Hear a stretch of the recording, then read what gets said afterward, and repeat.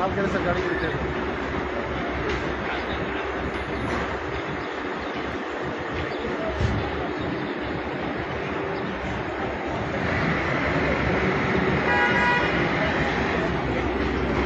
अस्सलाम वालेकुम नाज़रीन इकराम, पाकिस्तानी आज़मीन हज की पहली बस यहाँ पर पहुँच चुकी है, जिसका लाइव मनाजिर आपको दिखा रहा हूँ। कितने 45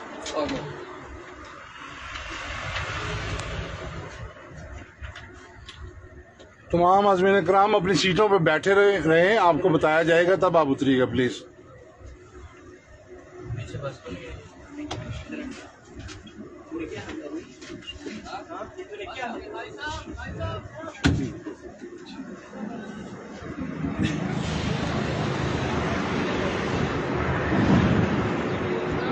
जी, ये होटल है अंसार गोल्डन ट्यूलिप। पाकिस्तानी आज़मीन हज की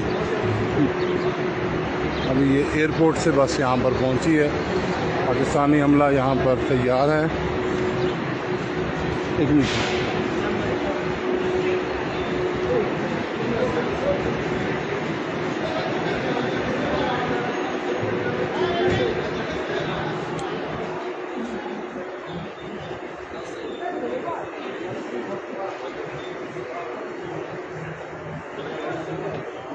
You stand here.